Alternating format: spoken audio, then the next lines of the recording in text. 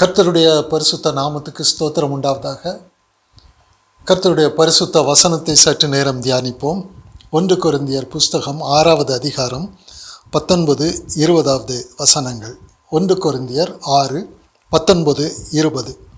உங்கள் சரீரமானது நீங்கள் தேவனாலே பெற்றும் உங்களில் தங்கியும் இருக்கிற பரிசுத்த ஆவியினுடைய ஆலயமாய் இருக்கிறது என்றும் நீங்கள் உங்களுடையவர்கள் அல்ல என்றும் அறியீர்களா? கிரயத்துக்கு கொள்ளப்பட்டீர்களே, ஆகையால் தேவனுக்கு உடையவைகளாகிய உங்கள் சரீரத்தினாலும் உங்கள் ஆவியினாலும் தேவனை மகிமைப்படுத்துங்கள். கிரயத்துக்கு கொள்ளப்பட்டீர்களே, ஆகையால் தேவனுக்கு உடையவைகளாகிய உங்கள் சரீரத்தினாலும் உங்கள் ஆவியினாலும் தேவனை மகிமைப்படுத்துங்கள். தேவனை எப்படி மகிமைப்படுத்துகிறது? தேவனை மகிமைப்படுத்துகிறது என்றால் என்ன? எப்படி ஒரு மனுஷன் தேவனை மகிமைப்படுத்த முடியும்? நற்கிரியைகளை செய்து மகிமைப்படுத்த முடியுமா? அல்லது மனுஷர்கள் மெச்சிக்கொள்ளக்கூடிய பக்திக்குரிய காரியங்களை செய்து தேவனை மகிமைப்படுத்த முடியுமா? அல்லது சமுதாயம் மெச்சிக்கொள்ளத்தக்கதாக காரியங்களை செய்து ஒரு வாழ்க்கை வாழ்ந்து தேவனை நான் மகிமைப்படுத்த முடியுமா? தேவனை மகிமைப்படுத்துகிறதற்கு என்று நாம் கிரயத்துக்கு கொள்ளப்பட்டிருக்கிறோம் என்று ஆண்டவர் சொல்றார். இப்பொழுது உனக்கு கொடுக்கப்பட்டிருக்கிற சரீரம் ஒரு மனுஷனுடைய சரீரம் இல்லை. கிறிஸ்துவை விசுவாசிக்கிறவர்கள் அநேகர், ஆனால் கிறிஸ்துவை விசுவாசிக்க வேண்டிய பிரகாரமாக விசுவாசிக்கிறவர்கள் சிலர். இந்த இடத்துல பிசாசு கொடிய வஞ்சகத்தை வைத்திருப்பான். எல்லோரும் கிறிஸ்துவை விசுவாசிப்பார்கள், ஆனால் எல்லோரும் விசுவாசிக்க வேண்டிய பிரகாரமாக விசுவாசிக்க மாட்டார்கள். இங்கே ஆண்டவர் நாம் எப்படி கிறிஸ்துவை விசுவாசிக்க வேண்டும்? எல்லோரும் விசுவாசிப்பார்களா? கிரயத்துக்கு கொள்ளப்பட்டீர்களே. இப்போ உங்களுடைய சரீரம் எப்படிப்பட்ட சரீரம் என்றால் ஒரு மனுஷனுடைய சரீரம் இல்லை. மனுஷருடைய சரீரத்திற்குள் மரணம் இருக்கும். அதை நாம் பார்க்கலாம். ரோமர் 7வது அதிகாரம் 24வது வசனத்தில் நாம் பார்க்கிறோம். ரோமர் 7வது அதிகாரம் 24வது வசனத்தில், நிர்பந்தமான மனுஷன் நான், இந்த மரண சரீரத்தினின்று யார் என்னை விடுதலையாக்குவார்? இந்த மரண சரீரத்திலிருந்து யார் என்னை விடுதலையாக்குவார்? நான் நிர்பந்தமான மனுஷன். மனுஷன் நிர்பந்தம் உள்ளவன். ஏன் அப்படின்னா எல்லா மனுஷருக்கும் கொடுக்கப்பட்டிருக்கிற சரீரம் மரண சரீரம். இந்த சரீரத்தை கொண்டு ஒரு மனுஷன் இந்த உலகத்தில் இளைப்பாறுதலோடு வாழ முடியாது. ஜெயம் கொள்ளுகிற வாழ்க்கை வாழ முடியாது. சந்தோஷமாக இருக்கக்கூடிய வாழ்க்கை வாழ முடியாது. இந்த மரண சரீரம் ஒரு கொடிய சரீரம். இதில் வாழ்கிறவன் அவன் ஒரு செத்த ஒரு வாழ்க்கை தான் வாழ்வானே தவிர இளைப்பாறுதல் உள்ள ஒரு வாழ்க்கை வாழ மாட்டான். இன்னைக்கு யாருக்குமே இதை பற்றி சிந்திக்கிறதே இல்லை. இங்கே இவர் கரெக்டாக பிடிக்கிறார் அப்போஸ்தலர். ஏன் அப்படின்னா அவரும் ஒரு மனுஷ சரீரத்தில் வாழ்ந்தவர் தான், ஒரு ஞானி பண்டிதராக இருந்தவர் தான். வேதங்களை தன்னுடைய மூளையில், மனுஷ மூளையில், இந்த மரண சரீரத்தில் மூளை இருக்க அந்த மூளையில் வேதத்தை கற்றுக்கொண்டவர் தான். அது எதுவுமே பிரயோஜனம் இல்லை என்கிறதை ஒரு காலம் அவருக்கு காட்டிட்டு,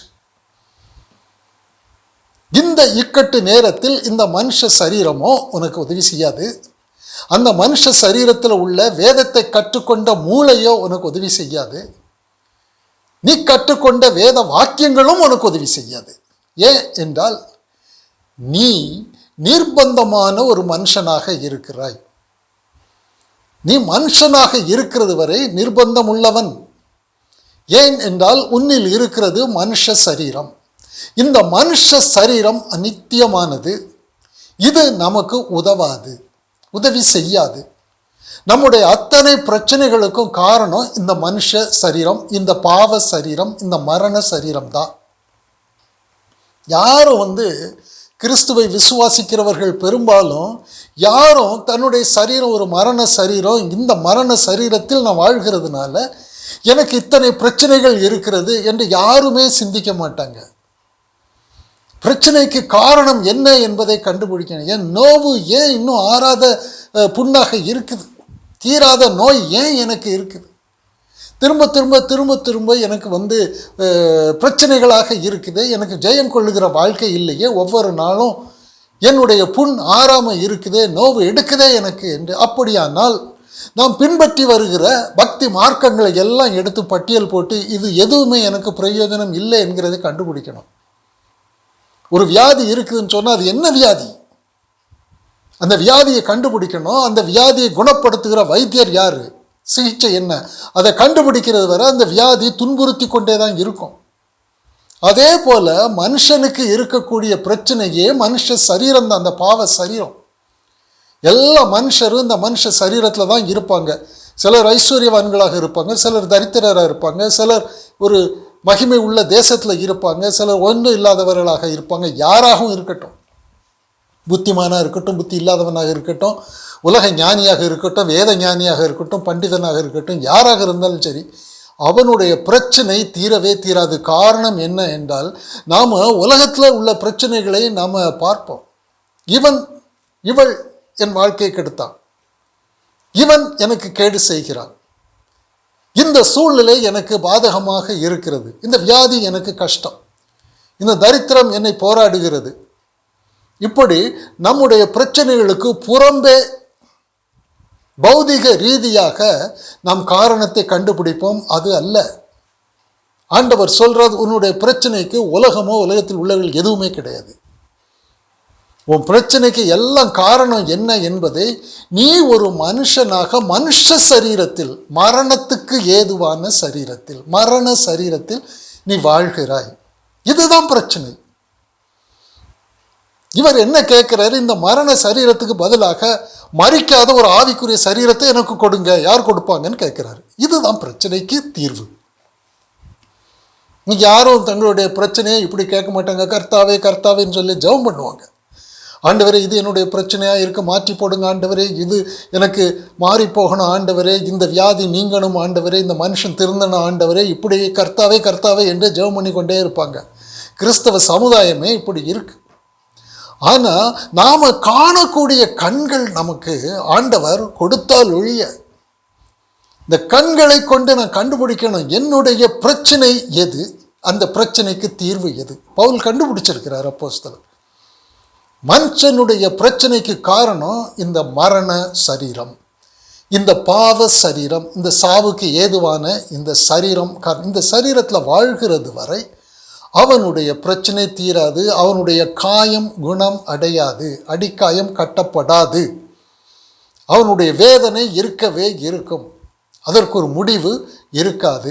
இப்போ இவர் என்ன கேட்கிறார் என்றால், இந்த சரீரத்துக்கு பதிலாக, மனுஷ சரீரத்துக்கு பதிலாக, மரணத்துக்கு ஏதுவான சரீரத்துக்கு பதிலாக, இந்த நிர்பந்தமான ஒரு வாழ்க்கை நான் வாழ்கிறதற்கு காரணமாக இருக்கிற இந்த செத்த சரீரத்துக்கு பதிலாக எனக்கு சாகாத ஆவிக்குரிய ஒரு சரீரத்தை கொடுங்க. அந்த சரீரம் கிடைக்கிறது வரைக்கும் நம்முடைய பிரச்சனை இருக்கவே இருக்கும். ஐஸ்வர்யம் இருந்தாலும் இருக்கும், நல்ல சரீர சுகம் இருந்தாலும் பிரச்சனை இருக்கணும். யாருக்கு இல்லை பிரச்சனை? மனுஷர்கள் தேடுகிறது எல்லாமே, ஜெபிக்க வாங்கன்னு சொல்லுவாங்க, இந்த உபவாசம் இருங்கன்னு சொல்லுவாங்க.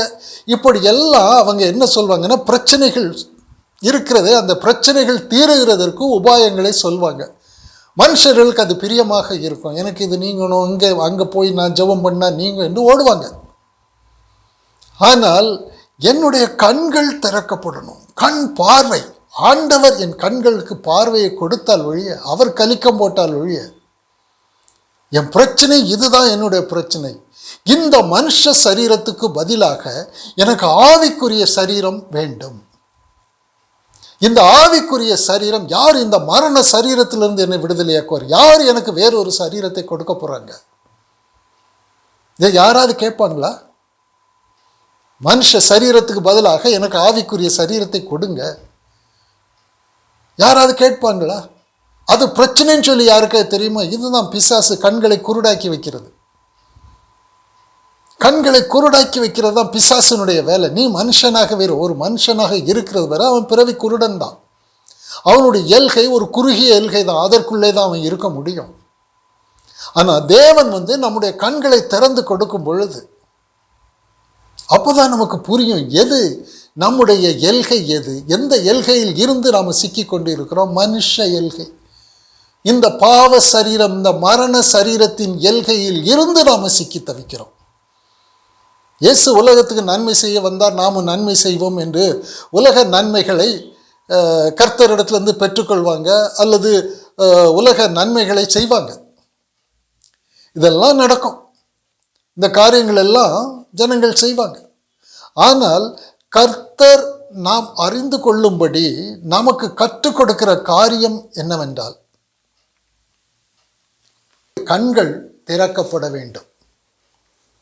கண்கள் திறக்கப்படாம நாம் ஒரு மனுஷனாக வாழ்கிறது வரை, மனுஷனுடைய எல்கை மிக குறைவாக இருக்கிறதுனால கர்த்தர் நம்முடைய கண்களை திறந்து கொடுக்கிறார். நமக்கு ஒரு பார்வையை நீ காணக்கூடிய கண்களாக உன்னுடைய கண்கள் மாற வேண்டும் என்று அவர் நமக்கு கண்களுக்கு அவர் கலிக்கம் போடுகிறார். ஆண்டவர் நம்மகிட்ட சொல்றாரு, இப்போ உனக்கு இருக்கக்கூடிய சரீரம் எந்த சரீரம் தெரியுமா? மனுஷ சரீரம் கிடையாது அப்படின்னு சொல்றார். இயேசு கிறிஸ்து மரிக்கும் பொழுது மனுஷர்களுடைய பாவ சரீரம், மரண சரீரம் சிலுவையில் அறையப்பட்டு விட்டது, அடக்கம் பண்ணப்பட்டு விட்டது. கிறிஸ்து உயிர்த்தெழும் பொழுது ஆவிக்குரிய சரீரம், அவருடைய மகிமையின் சரீரம், அந்த சரீரம் நமக்கு கொடுக்கப்பட்டிருக்கிறது. ஒரே சரீரமாக மரித்தோம், ஒரே சரீரத்தில் உயிர்த்தெழுந்தோம். அழிவுக்கு ஏதுவான சரீரத்தில் அவரோட சரீரத்தில் மரித்தோம், அழிவில்லாத ஆவியின் சரீரத்தில், அவருடைய உயிர்த்தெழுதலின் சரீரத்தில் நாம உயிர்த்தெழுந்து இப்ப நமக்கு கொடுக்கப்பட்டிருக்கிற சரீரம் பாவ சரீரம் அல்ல, மரண சரீரம் அல்ல, மனுஷனுடைய சரீரம் அல்ல. இப்போ நமக்கு கொடுக்கப்பட்டிருக்கிற சரீரம் கிறிஸ்துவின் சரீரம், ஆவியின் சரீரம், நித்திய சரீரம், மகிமையின் சரீரம், உன்னதத்தில் வாழ்கிற சரீரம். இப்போ நமக்கு கொடுக்கப்பட்டிருக்கிற ஜீவன் ஒரு மனுஷனுடைய ஜீவன் அல்ல, கர்த்தருடைய ஆவி, தெய்வத்துவம் முழுவதும், அவருடைய உணர்வுகள், அவருடைய எண்ணங்கள், அவருடைய சிந்தனைகள், அவருடைய ஞானம், அவருடைய புத்தி, அவருடைய ஆலோசனைகள் எல்லாம் ஆவியாக நமக்குள்ளே வாசமாய் இருக்கிறது. உங்கள் சரீரமானது, நீங்க தேவனிடத்தில் இருந்து ஒரு ஆவியை பெற்று கொண்டிருக்கிறீர்களே, தேவனுடைய ஆவியை, அந்த ஆவியானவர் வாசம் செய்கிற தேவ ஆலயம் தான் இப்போ உங்களுக்கு கொடுக்கப்பட்டிருக்கிற சரீரம். அதனால நீங்க உங்க இந்த ஆவிக்குரிய சரீரத்தையும் தெய்வத்துவத்தையும் கொண்டு தேவனை மகிமைப்படுத்துங்கள் என்று கற்றுக் கொடுக்கிறார். இதற்கு நம்முடைய கண்கள் திறக்கப்படவில்லை என்றால் நாம குருடர்களாக தடவி கொண்டே தான் இருப்போம். கிரயத்துக்கு கொல்லப்பட்டீர்களே, பௌதிக மனுஷனை எடுத்து சிலுவையில் அறைந்து மரண சரீரத்துக்கு மரணத்தை கொடுத்து ஆவிக்குரிய சரீரத்தில் நம்மை உயிர்ப்பித்து ஆவிக்குரிய உலகத்தில் தேவனுடைய ராஜ்யத்தில் அவருடைய சிங்காசனத்தில் நம்மை கொண்டு போர் வைத்திருக்கிறார். இப்போ நமக்கு கொடுக்கப்பட்டிருக்கிற சரீரம் அழிவுக்கு ஏதுவான மரண சரீரம் இல்லை, ஜீவனுக்கு ஏதுவான ஆவிக்குரிய சரீரம். அவருடைய மரணம் உயிர்த்தெழுதலில் நமக்கு கிடைத்திருக்கிற மகாபெரிய கிரீடம், பாக்கியம் இது என்று சொல்றார்.